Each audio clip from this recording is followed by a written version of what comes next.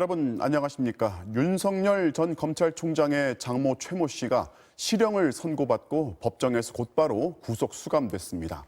의료인도 아닌데 요양병원을 세워서 날았던 22억 9천만 원을 받아 챙긴 혐의입니다. 법원은 건강보험 재정을 악화시켜 국민 전체에 피해를 주고도 책임을 전가하기만 한다면서 검찰이 구형한 그대로 징역 3년을 선고했습니다. 먼저 구민지 기자입니다. 이른 아침부터 시민들과 취재진이 모여든 의정부지법 법정 앞. 벤츠 승용차가 도착하고 밝은색 옷에 스카프를 맨 윤석열 전 검찰총장의 장모 최모 씨가 내리자 주변은 아수라장이 됐습니다. 윤 전 총장 정치 선언 이후 첫 선고인데 심경이 어떠신가요? 의정부지법 형사 13부는 사기와 의료법 위반 혐의를 모두 유죄로 인정하고 징역 3년의 실형을 선고했습니다. 최 씨는 법정에서 바로 구속했습니다. 재판부는 최 씨가 요양병원 개설과 운영에 주도적인 역할을 했다고 판단했습니다. 또 부정하게 받은 금액이 환수되지 않아 국민건강보험 재정을 악화시키고 국민들에게 피해를 준 책임이 무겁다고 실형 선고 이유를 밝혔습니다. 최 씨는 지난 2013년 동업자 3명과 함께 무자격으로 요양병원을 설립했고 2년 동안 22억 9천만 원을 부정하게 받은 혐의로 지난해 고발됐습니다. 선고 당시 최 씨는 특별한 반응이 없었고 최 씨의 변호인은 즉각 항소하겠다고 밝혔습니다. 75세 노인이 무슨 증거인멸 도주리가 있을 것이며 검찰의 매우 왜곡되고 편향된 의견을 전면적으로 받아들인 점에 대해서는 대단히 유감을 표하는 바입니다. 법정에서 나온 최 씨는 흰색 방역복에 투명한 얼굴 가리개를 쓴 채 호송차를 타고 의정부 구치소로 향했습니다. 죄를 인정합니다. 자, 윤석열 장모님 힘내세요. 국민들이 억울합니다. 법원 앞에선 윤석열 전 총장의 지지자와 반대자들이 구호를 외치는 등 소란스러웠지만 물리적인 충돌은 없었습니다. MBC 뉴스 구민지입니다. 동업자들은 진작에 유죄가 확정됐지만 장모 최 씨는 이 책임 면제 각서라는 정체불명의 문서를 이유로 입건도 되지 않았습니다. 당시 경찰도 검찰도 수사 의지가 없었습니다. 그러다 MBC의 추적 보도 그리고 이어진 고발과 재수사 끝에 재판에 넘겨진 건데요. 그 과정을 김수근 기자가 보도합니다. 지난 2014년 윤석열 전 총장의 장모 최 씨가 문제의 의료재단 이사장에서 물러나면서 받은 이른바 책임 면제 각서라는 4장짜리 문서입니다. 작성자는 병원에 같이 설립한 동업자 2명인데 최 씨가 병원 경영에 전혀 관여하지 않았고 최 씨에게 민형사상 책임을 묻지 않는다고 적혀 있습니다.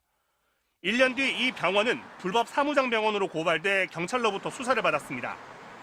동업자 주모 씨는 징역 4년, 공동이사장 구모 씨와 다른 동업자 한모 씨는 징역 2년 6개월에 집행유예 4년을 선고받았습니다. 하지만 이들과 달리 최 씨는 처벌은커녕 입건조차 되지 않았습니다. 이 책임 면제 각서 덕분이었습니다. 경찰은 이 책임 면제 각서를 아무런 의심 없이 공식 증거로 채택하면서 최 씨를 참고인 자격으로만 불렀습니다.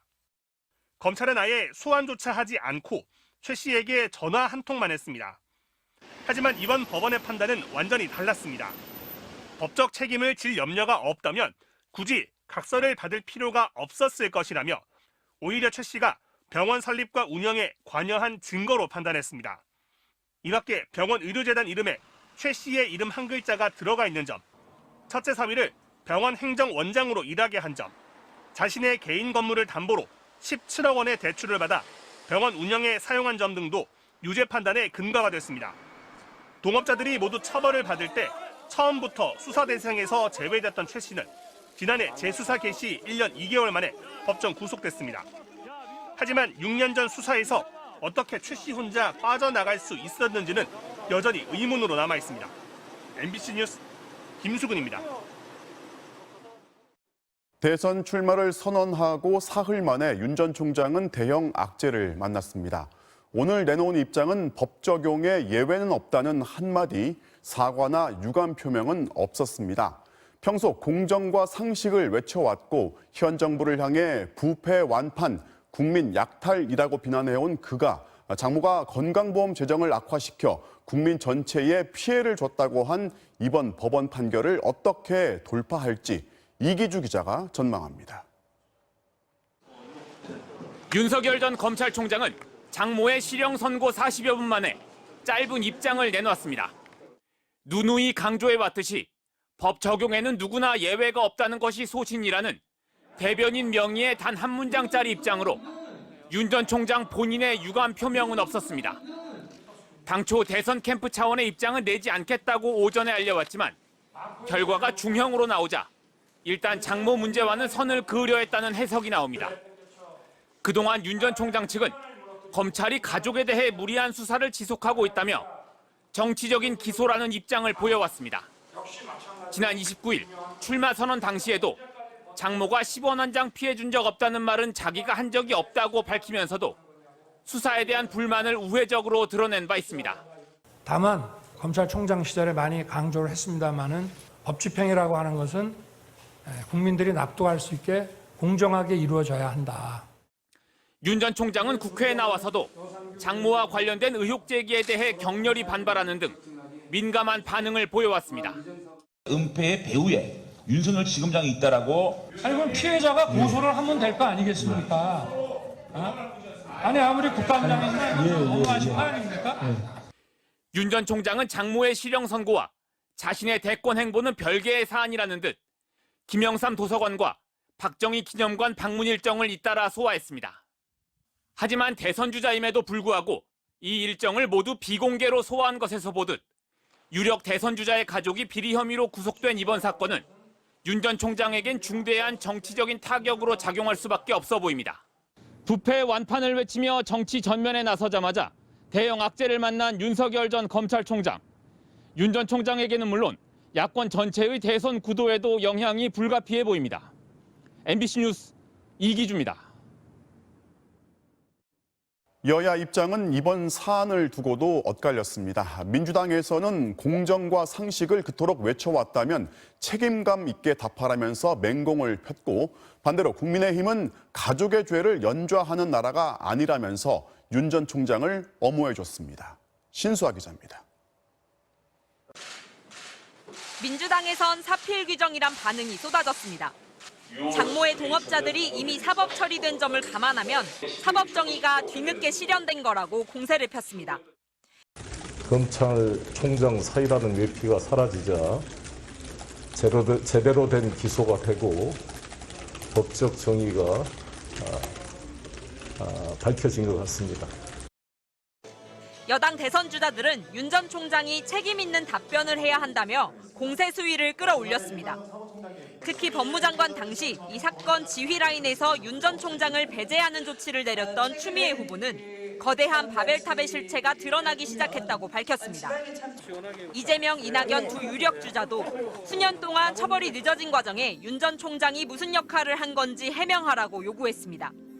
사필 규정인 것 같고요. 이분이 엄청난 소위 말하는 힘이 있나 보다, 배경에 힘이 있나 보다 이런 생각을 했었습니다. 반면 국민의힘 측은 1심 결과가 나왔을 뿐이고 윤 전 총장이 장모 사건에 직접 개입한 정황도 없다며 엄호에 나섰습니다. 이준석 대표는 연좌제가 없는 나라인 만큼 이 문제로 윤 전 총장을 제약하는 건 합당하지 않다고 밝혔습니다. 그분의 어쨌든 과오나 아니면 그런 혐의에 대해 가지고 대선 주자가 영향을 미친 것이 있느냐 없느냐가 아마 국민들의 잣대가 되지 않을까. 윤석열 전 총장의 입당 자격 요건에는 전혀 문제가 없다 이렇게 판단하고 있고요. 대권 경쟁자인 유승민 의원도 이 문제로 윤 전 총장을 공격할 생각은 없다고 말했습니다. 홍준표 의원은 앞서 언론 인터뷰에서 윤 전 총장이 조국 전 장관 등에 대해 과잉 수사를 했다며 본인 가족 관련 수사는 자업자득이라고 꼬집었는데 선고 후엔 별다른 입장을 내지 않았습니다. MBC 뉴스 신수아입니다. 장모 최 씨는 재판이 또 하나 있고 납골당 문제로 수사도 받고 있습니다. 부인 김건희 씨도 검찰의 수사 대상입니다. 윤석열 전 총장의 부인과 장모를 둘러싼 수사와 재판, 뭐가 더 있는지 조국현 기자가 보도합니다. 겨우 첫 발을 내디딘 윤석열 전 총장의 대선 가도는 곳곳이 지뢰밭입니다. 장모 최모 씨는 이제 옥중에서 또 다른 사건의 남은 재판도 받아야 합니다. 지난 2013년 경기도 성남의 땅을 살 때 통장에 347억 원이 들어있는 것처럼 잔고 증명서를 위조한 혐의입니다. 최 씨는 2017년 다른 사건의 재판에 나와 위조 사실을 인정했지만 당시 검찰은 문제 삼지 않고 넘어갔습니다.